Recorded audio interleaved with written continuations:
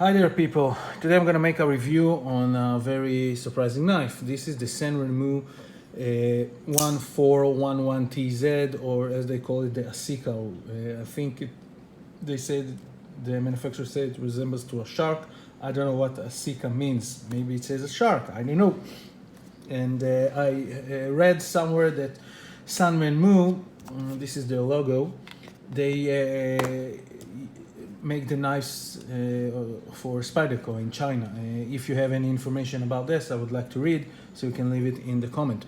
We have over here 154 cm blade at 59 to 61 hardness workwear, as the manufacturer said.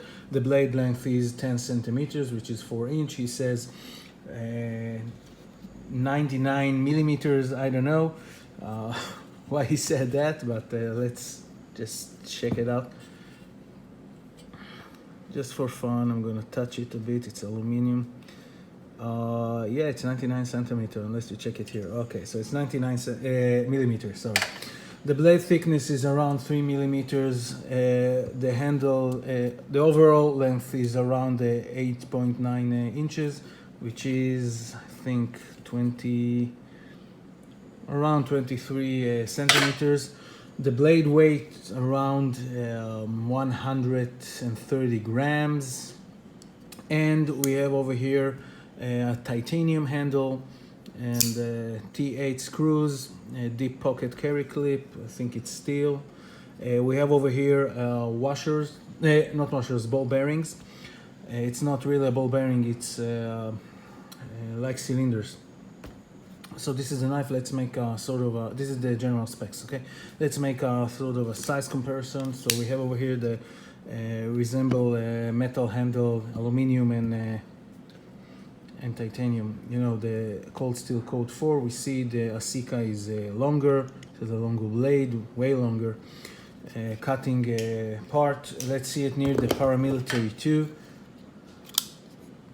As you see, the Asika is longer, blade significantly longer. Let's see it near classic Buck 110. Oh, it's hard to open that one, two-handed. As we see, it's similar lengths, and even you see resemble in the shape of the handle. And let's see it near another big knife, the Strider SMF. As you see, the Strider SMF is a bigger, and I think yeah, the Strider SMF is a bit longer. And let's see it near your friendly paperweight. Yeah, as you see, the paperweight, it's larger than the paperweight, but not wider, so paperweight. So what I like about this knife, I don't have it for a long time, only a couple of days, but I decided to make a review on it because it's something different from sanrenmu. I know that this one is going around for 2 years or 1.5 years. I know sanrenmu from other models, very simple models, cheap and good for the price. And this is the first time I see a model that is like high-end stuff. This one costs around $110, as I've seen in several US stores.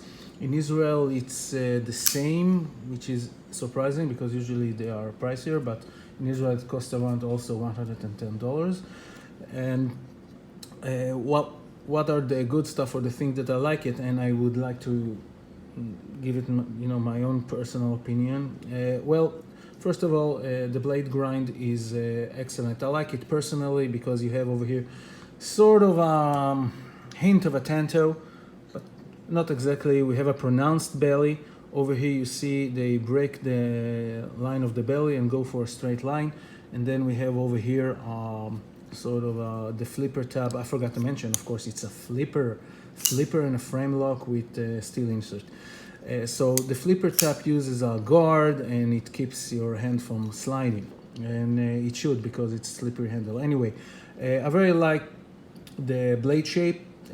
I like these type of shapes. It reminds me of Chavez knives. They have over here a very gentle jimping, and they have a swedge over here. It's sort of a, you know, I don't know if it has sort of a functionality. The tip is not that aggressive as it's not that strong, okay? It's, maybe I'll try to zoom in, having difficulties to zoom in. Let's see, okay. As you see, it has sort of a gentle tip, not Spyderco gentle, but it's not as reinforced as you see at, let's say, thicker knife like the Cold Steel Code 4, as you see a much pronounced tip or strider and stuff like that. So it's not, you know, your military daily knife, but indeed, this blade is designed to slice, to cut. The steel is very nice, hardness, and the finish on it is very nice. From top to bottom, no middle grinds, nothing. It's just full, almost full flat, because we have over here this micro bevel. The knife came very sharp from the factory. I didn't sharpen it. It cuts TP, no problem there. The action on the blade, I disassemble it and reassemble it. I use the nano oil to maybe improve the function, but I think maybe it improved it something like 5%. The action is nice. You can get it to drop shotty, but I fear that it will shut on my finger. So good job here. So this is on the blade, a very good slicey blade. The tip is a bit gentle, and the steel is, it's not the new steel, but it's good US made steel, 154 cm. The handle itself is from titanium. It's very nice and ergonomic. No sharp corners over here. We see also at the backspacer they made a gentle jimping, like they put it on the back of the knife. It's very gentle, but no sharp corners either. You have a linear hole, and over here also inside, no sharp corners whatsoever. No sharp corners, not even here. None. Not here. It's very smooth to touch. Over here also so smooth that it's not, it's something that you should know when you try to apply force on that knife or cut something strong. Hold it firmly and take it under consideration that it might, if you have sweat or something, it could slip. But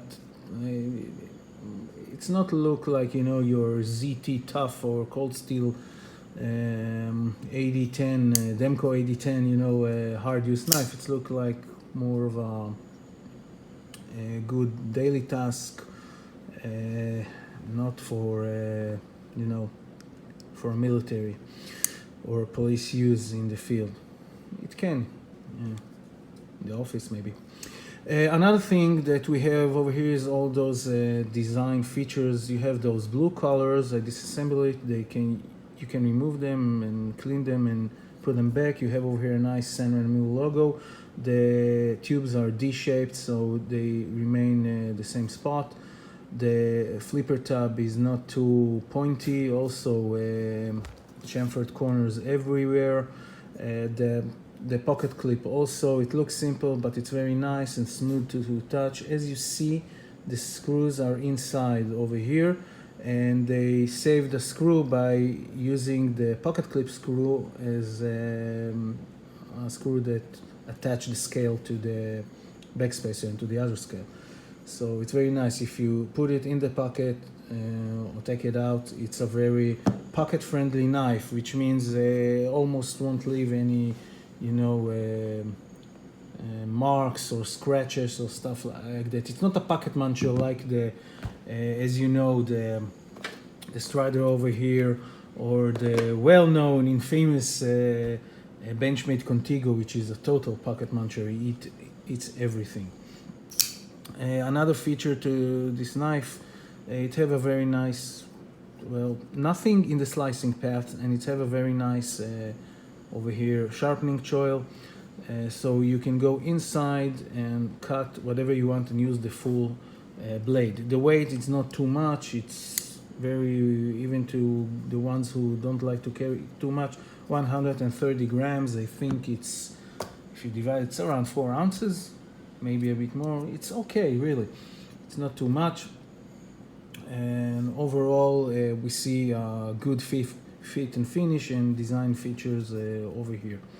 What I didn't like about the knife, well, I think there's not a lot not to like in this knife. If you're not a bearing person, so you might not like it, but it seemed to me fine. They made a good knife. The only thing that you should take under consideration that its price. It's a $110 knife, and in this era we have CVV and WE knives, and which is CVV, and Kaiser and other manufacturers that can make a very high-end style titanium and good steel folders at a reasonable price at the $100 US. Well, to get something fancy like that, you can find it maybe at the WE CVV Kaiser section. I don't know if you can find it in American makers, maybe an American company like Kershaw. I don't have something in mind right now, but yes, it's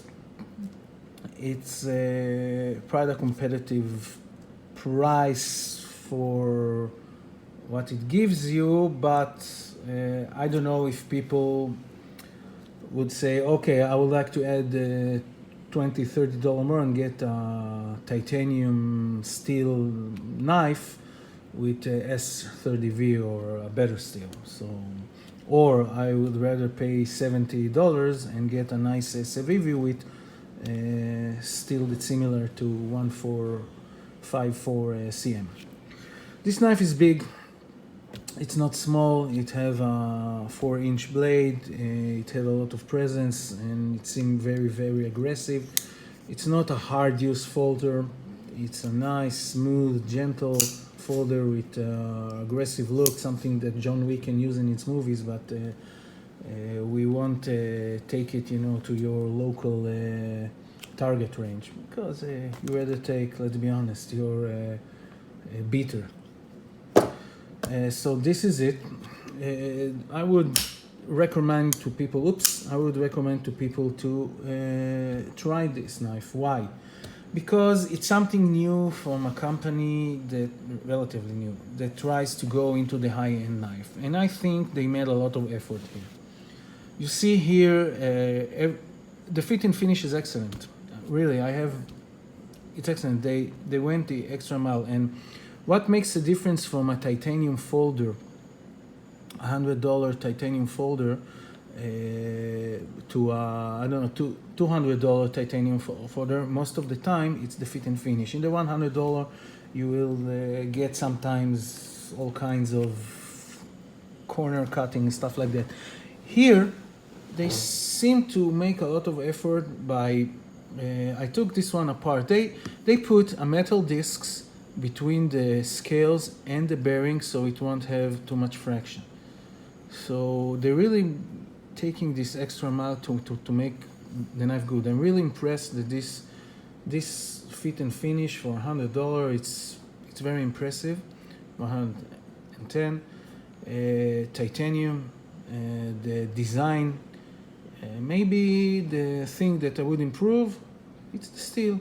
Why? 154 cm, it's an okay steel. It will do the job, it will cut, it's good to go, no problem there. But today, there is a competition, and in the competition you expect to get something a bit more. Cold Steel sells folders with S35VN as a default. Spyderco S30V. I know people would tell me they're not the competition, so I think yes, they are the competition, because of this price range they are the trying to compete one another. And I think that if sanrenmu will keep this vector and go, try to go to the high end, we will see it competing with CVV and Spyderco and other companies. So this is it. I hope you enjoy this review, and have a great day.